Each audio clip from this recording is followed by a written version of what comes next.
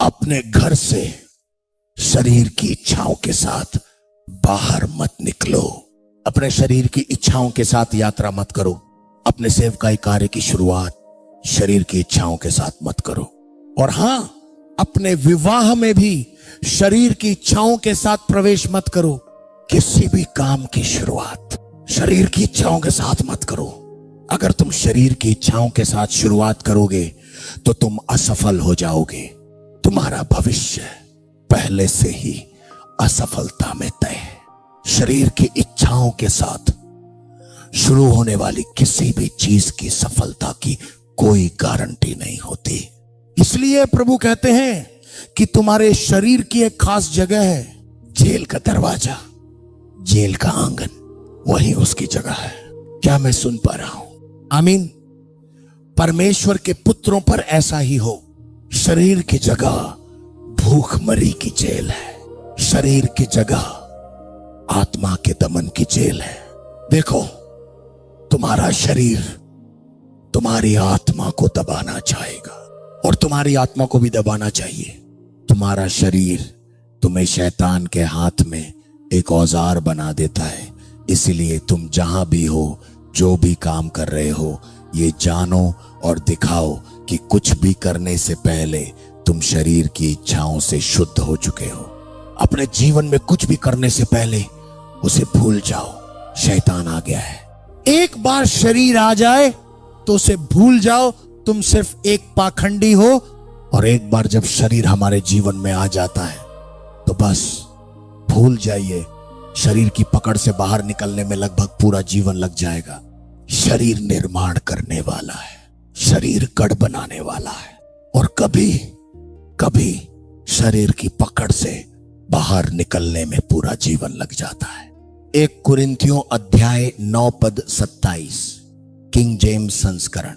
यहां लिखा है, परंतु मैं अपने शरीर को वश में रखता हूं। मैं अपने शरीर को वश में रखता हूं और उसे किस में लाता हूं? अधीनता में। अधीनता। ठीक है, यहीं रुकते हैं। ठीक है, अगर आप थोड़ा और आगे पढ़े तो यह कहता है कि प्रेरित पौलुस का यह शरीर यदि वश में न किया जाए, यदि कैद न किया जाए, यदि अधीन न किया जाए, तो अयोग्यता का कारण बन सकता है। अरबों लोगों को उपदेश देने के बाद, समय की कसौटी पर खरे उतरे इन सुंदर पत्रों को लिखने के बाद प्रेरित पौलुस अयोग्य हो सकता है, वह बहिष्कृत हो जाएगा। तो इसका मतलब है कि हम शरीर से जो कुछ भी करते हैं उसका उद्देश्य भविष्य में हमारी अंतिम अयोग्यता है। कृपया ध्यान से सुने। भविष्य में क्या यह बात समझ में आई? तो अब इसका मतलब यह है कि शरीर से घृणा करना बहुत जरूरी है। घृणा करने की क्षमता हर इंसान में होती है, ठीक है। प्रेम करने की क्षमता भी हर इंसान में होती है। दरअसल मैं ये बात बिल्कुल स्पष्ट रूप से कहना चाहता हूं, घृणा करना या नफरत करने की क्षमता वास्तव में ईश्वर की देन है। लेकिन सवाल यह है कि आप किससे घृणा कर रहे हैं और किससे प्रेम कर रहे हैं। देखिए, हम सब में घृणा करने की क्षमता है, हम सब में प्रेम करने की क्षमता है। लेकिन सवाल यह है कि क्या आपने घृणा या प्रेम करने का वह अधिकार शैतान को दे दिया है? अब बाइबल में कहीं लिखा है, दाऊद ने स्पष्ट और गहन रूप से कहा, मैं व्यर्थ कल्पनाओं से घृणा करता हूं। बाइबल कहती है, मैं परमेश्वर के नियमों में प्रकाश लेता हूं। मैं व्यर्थ कल्पनाओं से घृणा करता हूं, यानी मैं घमंड से घृणा करता हूं। इसलिए घृणा करने की क्षमता हर मनुष्य में होती है। लेकिन प्रश्न यह होगा कि आप किससे घृणा करते हैं? आप किससे घृणा करते हैं? आप किससे प्रेम करते हैं? यदि मैं शरीर से घृणा नहीं करता तो शरीर फलता फूलता रहेगा, और जब शरीर फलता फूलता है तो भविष्य में आपका नुकसान होगा। मैंने हमेशा लोगों से कहा है कि मुझे इस बात की परवाह नहीं है कि आप कैसे सोचते हैं। मुझे कल की आपकी गवाहियों की परवाह नहीं है। मुझे कल देखे गए आपके दर्शनों की परवाह नहीं है। मुझे आपकी ऊंची आवाज की परवाह नहीं है। इससे परमेश्वर प्रभावित नहीं होता। परमेश्वर को प्रभावित करने वाली बात पवित्र आत्मा के साथ चलने और आत्मा के नियमों का पालन करने में आपकी निरंतरता है। बाइबल कहती है कि अब ये पौलुस बोल रहा है, उसने कहा मैं अपने शरीर को वश में रखता हूं, मैं अपने शरीर को वश में रखता हूं। इसीलिए जब मैं आज से ठीक 1 घंटा 30 मिनट पहले पवित्र आत्मा से बात कर रहा था तो उसने मुझसे कहा कि लड़के का क्या अर्थ है कि वो अपने शरीर को पीछे छोड़ देता है। मैं अपने शरीर को नियंत्रित रखता हूं, मैं अपनी वासनाओं के साथ बाहर नहीं जाता, मैं अपनी सेवकाई की शुरुआत वासनाओं के साथ नहीं करता। इसलिए पौलुस कहते हैं मैं हर दिन सचेत रूप से यह सुनिश्चित करता हूं कि मेरा शरीर भूखा रहे, वश में रहे। वास्तव में पौलुस के लिखे का मूल अर्थ यह है कि मैं अपने शरीर को गुलाम बनाता हूं, मैं अपने शरीर को अपना दास बनाता हूं। इसका अर्थ है मैं अपने शरीर को अपना दास बनाता हूं, मैं अपने शरीर को कैद करता हूं, मैं अपने शरीर को वश में करता हूं, उस पर अत्याचार करता हूं। मैं अपने शरीर को कोई भी अभिव्यक्ति नहीं देता, यानी मेरा शरीर मेरी इच्छा के अधीन होना चाहिए। आप देखिए, जब आप किसी व्यक्ति को गुलाम बनाते हैं तो आप उस व्यक्ति के भविष्य का निर्धारण करते हैं, आप उस व्यक्ति के जीवन के नियंत्रक होते हैं। यही गुलामी का अर्थ है। जब आप किसी वस्तु को गुलाम बनाते हैं तो उस पर आपका पूर्ण नियंत्रण होता है। इसलिए जब पौलुस कहते हैं मैं अपने शरीर को वश में करता हूं तो इसका सीधा सा अर्थ है कि मैं अपने शरीर की क्रियाओं को नियंत्रित करता हूं। जब तक हम में से हर एक, आप और मैं, मसीह का शरीर और दुनिया भर के सभी प्रचारक शरीर के वश में नहीं हो जाते, तब तक आत्मा द्वारा निर्देशित होना असंभव होगा। देखिए, पवित्र आत्मा के साथ काम करने में एक और महत्वपूर्ण चरण है जिसे आत्मा द्वारा निर्देशित होना कहते हैं। आत्मा द्वारा निर्देशित होना पवित्र आत्मा के आपके भीतर निवास करने से बिल्कुल अलग है। किसी के लिए आत्मा द्वारा निर्देशित होना व्यवस्था से बाहर आना और व्यवस्थाओं के बंधनों को तोड़ना, शरीर पर कठोर और गहन अत्याचार की मांग करता है। चलिए, मैं इसे जितना हो सके उतना जल्दी समझाता हूं। वो कहता है परंतु मैं अपने शरीर को वश में रखता हूं और उसे अपने अधीन करता हूं। यीशु, मैंने सोचा था कि प्रेरित पौलुस इतना अभिषिक्त और इतना शक्तिशाली था। मेरा मतलब है यह व्यक्ति स्वर्ग में था, यह व्यक्ति इतना शक्तिशाली था, वह चुना हुआ था, परमेश्वर द्वारा चुना गया था, परमेश्वर द्वारा इतना अनुग्रहित था, परमेश्वर द्वारा नियुक्त किया गया था। फिर भी उसे अपने शरीर से प्रतिदिन संघर्ष करना पड़ा। इसलिए मुझे नहीं लगता कि अभिषिक्त होने या ये सोचने से कि हो तुम परमेश्वर के अनुग्रह प्राप्त हो या तुम्हारे अधीन किसी प्रकार का पवित्र आत्मा है जो तुम्हें प्रकट करता है, ये सब व्यर्थ है। इसे भूल जाओ। तुम्हें कुछ करना होगा और वह यह सुनिश्चित करना है कि तुम अपने शरीर को कैद में रखो, अपनी देह को कैद में रखो। मेरा मतलब है यह महत्वपूर्ण है। आप जानते हैं इससे कोई फर्क नहीं पड़ता कि आप किस प्रकार का आदेश धारण करते हैं या यदि आप अपने शरीर को कैद में नहीं रखते और अपनी देह को गुलाम नहीं बनाते और उसे भूखा नहीं रखते तो यह आपके जीवन के आह्वान को नष्ट कर देगा। यह आपके जीवन पर पवित्र आत्मा के तेल को सुखा देगा, यह उसे मार डालेगा, यह उसे नष्ट कर देगा। मैंने तुमसे कहा था कि शरीर पवित्र आत्मा के अभिषेक का सबसे बड़ा दुश्मन है। इसलिए जब भी तुम अपने जीवन में शरीर को पनपने देते हो तो जानते हो तुम उसे किससे बदल रहे हो।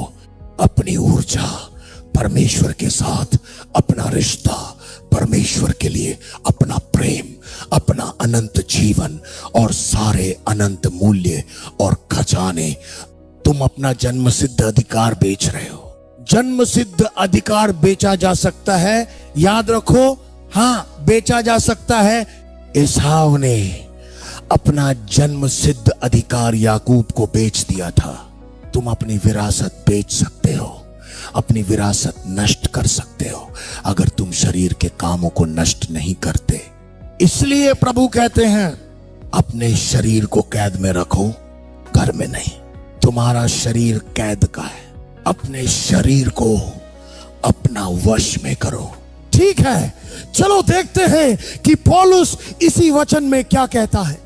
चलो पढ़ते हैं, लेकिन एक मुक्केबाज की तरह मैं अपने शरीर को सख्ती से अनुशासित करता हूं और उसे अपना गुलाम बनाता हूं, ताकि दूसरों को सुसमाचार सुनाने के बाद मैं खुद किसी तरह सेवा के लिए अयोग्य न ठहराया जाऊं।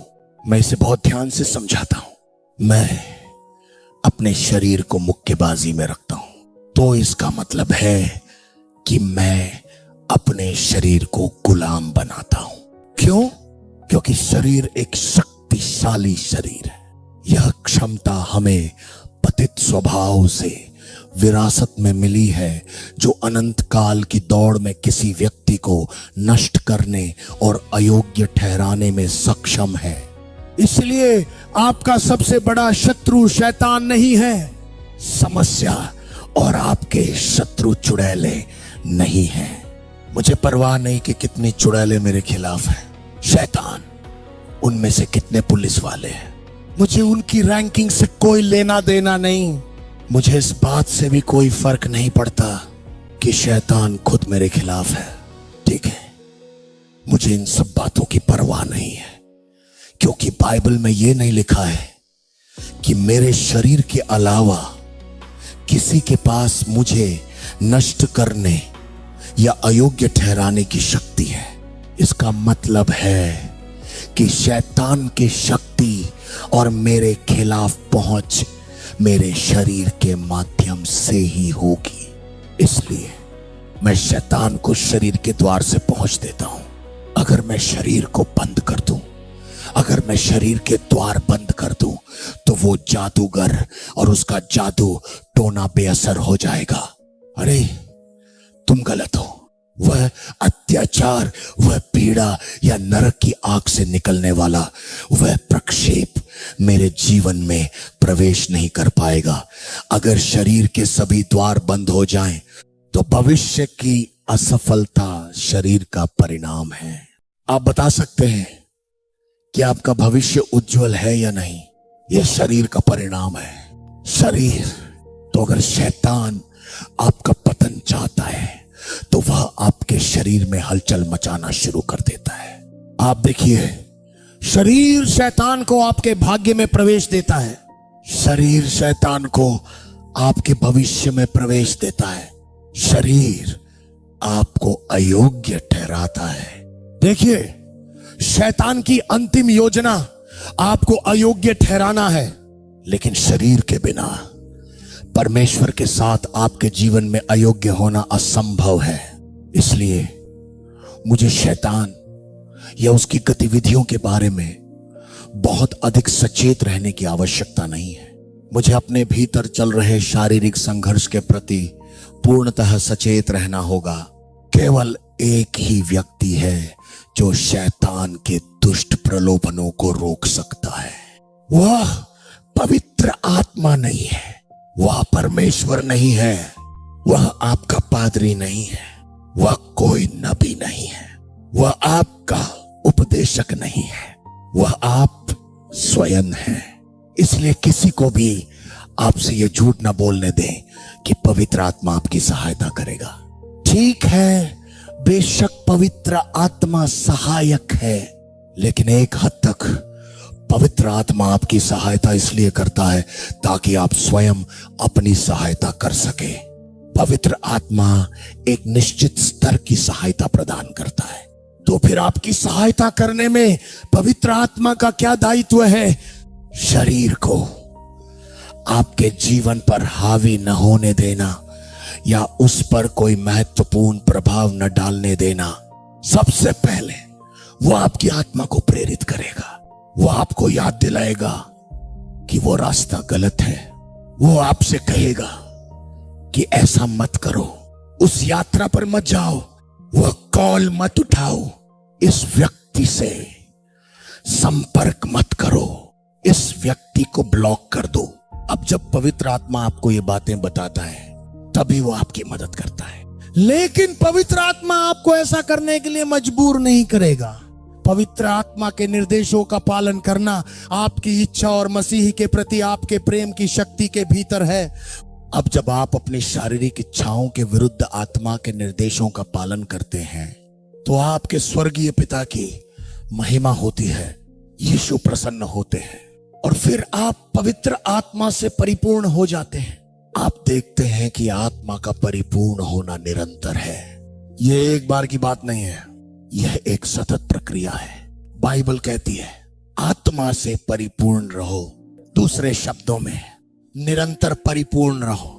जैसे आप पानी पीते हैं और एक पल के लिए संतुष्ट हो जाते हैं, कुछ घंटों बाद आपको प्यास लगती है, आप फिर से पीते हैं। ठीक है, कभी कभी आप खाना खाते हैं और कुछ घंटों बाद फिर से खाना चाहते हैं। बाइबल का यही अर्थ है कि आपकी आत्मा को निरंतर पवित्र आत्मा से परिपूर्ण होने की आवश्यकता है। ठीक वैसे ही जैसे आपके फोन की बैटरी को चार्ज होने की आवश्यकता होती है, प्रार्थना करने से आप परिपूर्ण होते हैं। आपकी आत्मा को ऊर्जा मिलती है और आपकी आध्यात्मिक शक्ति बढ़ती है। ठीक है, प्रार्थना यही करती है। यह आपकी आत्मा को ऊर्जा प्रदान करती है, आपको जीवित रखती है और आत्मा के मार्गदर्शन में सचेत रखती है। इसलिए जब पवित्र आत्मा आपको निर्देश देता है तो यह आपके प्रेम और आज्ञाकारिता का प्रमाण है कि आप उस निर्देश का पालन करें। और एक बार जब उस निर्देश का पालन किया जाता है तो आपको लाभ मिलता है। एक भविष्यवाणी होती है, इसके साथ एक आशीर्वाद जुड़ा होता है। इसका अर्थ है कि आप अचानक पवित्र आत्मा से परिपूर्ण हो जाएंगे। क्यों? क्योंकि आपने प्रभु यीशु मसीह के प्रति अपने प्रेम के द्वारा पिता को महिमा दी है। देखिए, हम पिता के लिए जो करते हैं, जिससे वह यीशु से बहुत प्रसन्न होते हैं, क्योंकि उन्होंने कलवरी पर जो कुछ किया वह हमें यह सिद्ध करता है कि हम यीशु से प्रेम करते हैं। और यीशु ने कलवरी पर जो कुछ किया वह हमारे जीवन में फलदायी होता है। हमारे स्वर्गीय पिता पुत्र में महिमा पाते हैं, और क्योंकि हमारे स्वर्गीय पिता पुत्र में महिमा पाते हैं, इसलिए प्रभु की आत्मा आपको भर देती है। वह आपको अगले स्तर पर ले जाती है, वह प्रसन्न होती है। जिस प्रकार पवित्र आत्मा दुखी हो सकता है, उसी प्रकार वह प्रसन्न भी हो सकता है। हमारा जीवन पवित्र आत्मा को प्रसन्न कर सकता है और उसी प्रकार उसे दुखी भी कर सकता है। विश्वासियों के कुछ कार्य परमेश्वर की अग्नि को बुझा सकते हैं और कुछ कार्य उसे बढ़ा भी सकते हैं। यह इतना ही सरल है। इसलिए पौलुस कहता है, अपनी देह को वश में रखो, अपनी देह को जेल के द्वार में बंद रखो।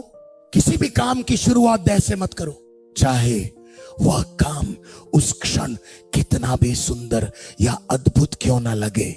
समय के साथ यदि आप देह को क्रूस पर नहीं चढ़ाते, कुचलते नहीं, शुद्ध नहीं करते, भूखा नहीं रखते, तो वो भविष्य में आपको अपमानित करेगा। वह तेल को खत्म कर देगा, वह आपको ठोकर खाने का कारण बनेगा।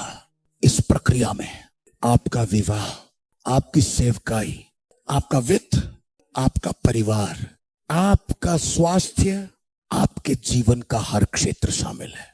शैतान देह के माध्यम से आप पर आक्रमण कर सकता है,